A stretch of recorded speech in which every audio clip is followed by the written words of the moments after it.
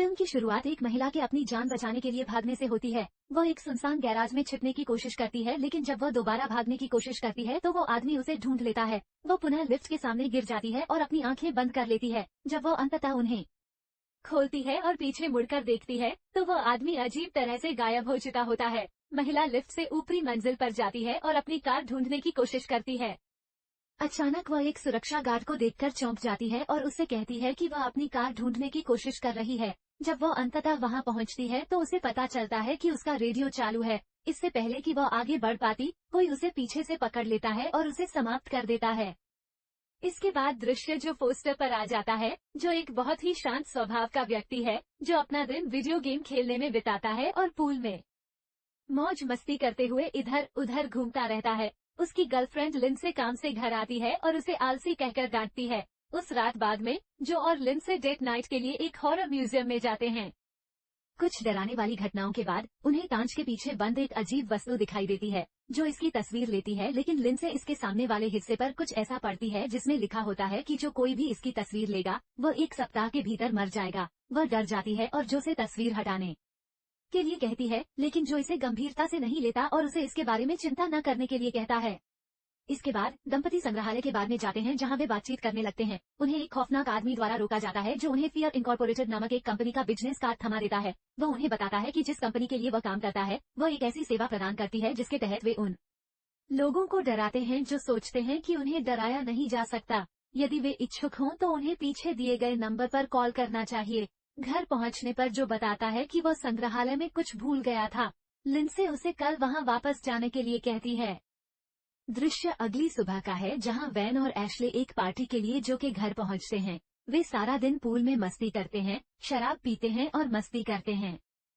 बाद में वे सभी जकूजी में कूद जाते हैं और पार्टी करने लगते हैं जो उछलकर कहीं चला जाता है। इसके बाद समूह को लगता है कि उन्होंने झाड़ियों में कुछ आवाज सुनी है। जैसे ही बेन देखने के लिए जाता है, कोई चाकू लेकर बाहर आता है और उसे डराता है। सौभाग्य से उसके लिए ये सिर्फ जो खिलवाड़ कर रहा है।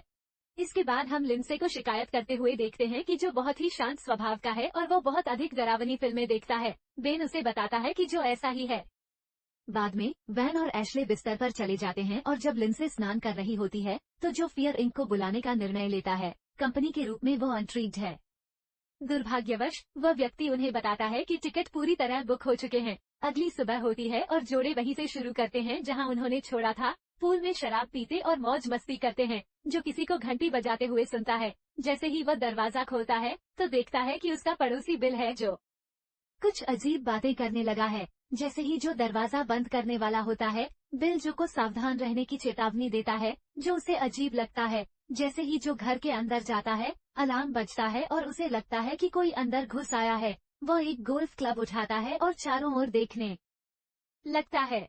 जो को अपने सोना में खून से लिखा एक अजीब नोट दिखाई देता है। जैसे ही जो इसे पढ़ता है, एक आदमी अचानक प्रकट होता है और पीछे से उस पर हमला करता है। वह व्यक्ति अपना सिर पकड़ता है और चिल्लाता है, मुझे और छोटे सुअरों को जाने दो, और फिर जो को सिर पर मुक्का मारता है और जोर से हंसते हुए भाग जाता है।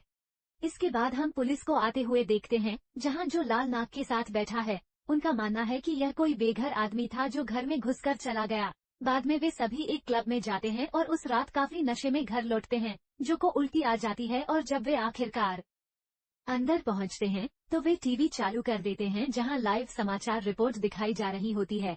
महिला ने बताया कि जो फोस्टर नाम का व्यक्ति कई अपराध घटनाओं में शामिल रहा है।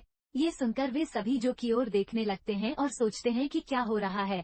पहले तो उन्हें लगा कि यह उसकी शरारत मात्र है, लेकिन जल्द ही उन्हें एहसास हुआ कि ऐसा नहीं है। जो ये सब देखकर स्तब्ध रह जाता है और सोचता है कि शायद इसका संबंध भय से है। अचानक लाइट चली जाती है और सभी लोग घबरा जाते हैं। जो एक टॉर्च पकड़ता है।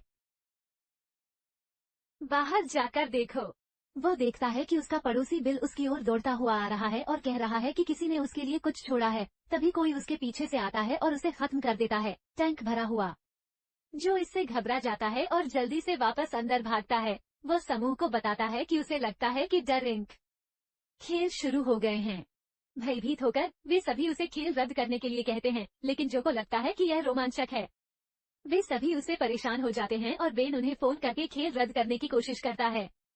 कॉल खत्म होने के बाद बेन, लिंडसे और एशले सभी दरवाजे और खिड़कियां बंद कर देते हैं, जो एक दरवाजा खुला छोड़ने का निर्णय लेती है, जिससे बाकी सभी को पता नहीं चलता। इसके बाद हम देखते हैं कि वे सभी कार की ओर भाग रहे हैं और भागने की कोशिश कर रहे हैं। जब जो कार स्टार्ट करने की कोशिश करता है तो उसे पता चलता है कि किसी ने तार काट दिए हैं और पूरा समूह घबरा जाता है। वे जल्दी से बाहर निकलते हैं और पड़ोसियों के घर की ओर भागते हैं। तभी उन्हें हथियारों से लैस 2 नकाबपोश व्यक्ति अपनी ओर आते दिखाई देते हैं और वे वापस घर के अंदर भाग जाते हैं। दुर्भाग्यवश एशले बाहर ही रह जाता है और बेन उसे बाहर जाने देने के लिए जो से बहस करता है। अंततः उन्होंने उसे जाने दिया और लिंडसे और जो तहखाने में चले गए। लिंडसे को जो पर बहुत गुस्सा आता है क्योंकि वह किसी भी बात को गंभीरता से नहीं लेता। वह शराब की एक बोतल उठाती है और उसे हथियार के रूप में इस्तेमाल करने के लिए तोड़ देती है। इस प्रक्रिया में जो के हाथ में चोट लग जाती है और लिंडसे को उसे पट्टी बांधनी पड़ती है। हथियार लेकर दंपति टॉर्च लेकर वापस ऊपर की ओर बढ़ते हैं।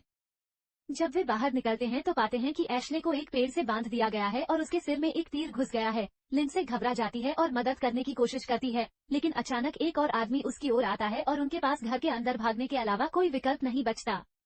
फिर हम देखते हैं कि एक और नकाबपोश आदमी घर में घुसता है और जो से भिड़ जाता है, जो उसे खेल बंद करने के लिए कहता है, लेकिन वो आदमी उसके सिर पर वार करता है और उसे बेहोश कर देता है। जब वो अंततः जागता है तो देखता है कि बेन एक कुर्सी से बंधा हुआ है। जैसे ही वह उसके पास पहुंचता है, कमरे में टीवी चालू हो जाता है और दिखाता है कि लिंडसे को बिस्तर से बांध दिया गया है। उसे बताया जाता है कि यदि वह चाहता है कि उसकी पत्नी जीवित रहे तो उसे अपने दोस्त को चोट पहुंचानी होगी, जो अब भी सोचता है कि यह सब महज खेल है। लेकिन जब वह एक औजार उठाता है तो उसे पता चलता है कि यह वास्तविक है। वह स्वयं को समझाता है कि यह अभी भी एक खेल है और आरी का उपयोग करना शुरू कर देता है। इसके बाद वो एक कैंची उठाता है और बेन का पेट चीर देता है। यही वह समय है जब जो को बर्खास्त कर दिया गया। जो को एहसास होता है कि यह वास्तव में सच है और तब उसे अपने किए पर बहुत गुस्सा आता है। अचानक लाइटें बुझ जाती हैं। जब वे वापस आए तो बेन्स का शरीर गायब हो चुका था। जहां बेन बैठा था वहां एक चाबी दिखाई देती है और जो उसे पकड़ लेता है तथा दरवाजा खोल देता है और 911 पर फोन करने के लिए दौड़ता है। जैसे ही वो पुलिस को ये समझाता है कि क्या हो रहा है, एक अन्य व्यक्ति वहां आता है और उसे खिड़की से धक्का दे देता है। दोनों के बीच संघर्ष होता है और जो जीत हासिल करने में सफल हो जाता है। वह नकाबपोश आदमी को फोन काट देता है और पुनः फोन उठा लेता है। तभी लिंडसे उससे कहती है कि वो उसे खोल दे और फोन रख दे, क्योंकि उसने अभी अभी किसी की हत्या की है।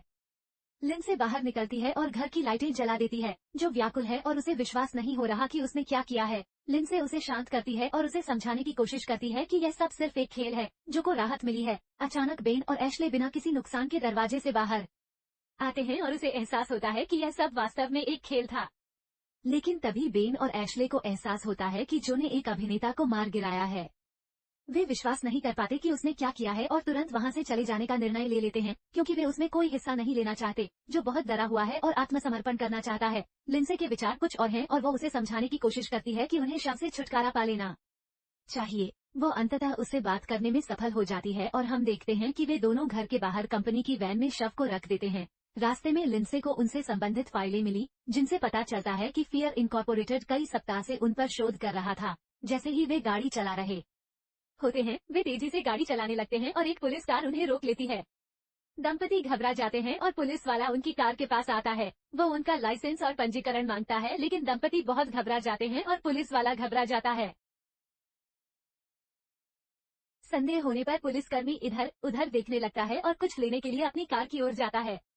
दंपति के बीच बहस शुरू हो जाती है, क्योंकि उन्हें डर लगता है कि मामला बिगड़ सकता है। जब पुलिस वाला वापस आता है तो वो जो को अपना नाम बताते हुए बाहर जाने के लिए कहता है। तभी जो को लगता है कि कुछ और चल रहा है, क्योंकि उसने पुलिस वाले को अपना नाम नहीं बताया था। तभी एक और कार आती है और पुलिस वाले को टक्कर मारकर उसे खत्म कर देती है। ये देखकर जो और लिंडसे घबरा जाते हैं और तेजी से गाड़ी चलाकर भाग जाते हैं। जो कुछ हुआ उससे वे दोनों भयभीत हैं और जो कुछ हो रहा है उस पर विश्वास नहीं कर पा रहे हैं। जल्द ही वे एक सुनसान इलाके में पहुंचते हैं और कब्र खोदना शुरू कर देते हैं। जैसे ही वे शव को दफनाने वाले होते हैं, अचानक एक एसयूवी आती है और दंपति जल्दी से छिपने की कोशिश करते हैं। उन्हें पकड़ लिया जाता है और बांध दिया जाता है। समूह का नेता जो को उसके किए के लिए पीटना शुरू कर देता है। इसके बाद वे अपने सिर को एक बैग से ढक लेते हैं और उसे कार में लाद लेते हैं। जब जो जागता है तो वह स्वयं को कहीं अज्ञात स्थान पर पाता है और रोने लगता है। अपनी पत्नी की हत्या के डर से जो किसी तरह खुद को मुक्त करने में कामयाब हो जाता है और एक अंधेरी सड़क पर चलना शुरू कर देता है। थोड़ी देर बाद वह एक पेट्रोल पंप पर पहुंचता है और पे फोन पर छोड़े गए नंबर पर कॉल करने की कोशिश करता है। फोन काम नहीं करता है और वो भोजनालय में जाता है और दरवाजा खटखटाता है। एक अजीब आदमी फोन खोलता है और जो उसे पूछता है कि क्या वो फोन इस्तेमाल कर सकता है। वो व्यक्ति उसे फोन इस्तेमाल करने की अनुमति देता है, लेकिन केवल तभी जब जो उसे सारी बात बता देता है। जैसे ही जो कॉल करने के लिए बैठता है, रोशनी टिमटिमाने लगती है और आश्चर्यचकित होकर वो देखता है कि लिंडसे बार के अंत में बैठी है। वो उसे बताती है कि वो इस सब का हिस्सा थी। उसने उसे सबक सिखाने का फैसला किया क्योंकि वो हमेशा मजाक करता रहता था और वो उसकी हॉरर फिल्मों के प्रति दीवानगी को खत्म करना चाहती थी। जो सदमे में है और रात की घटनाओं के बारे में सोचते हुए खुद को शांत करने के लिए कुछ पे पीता है।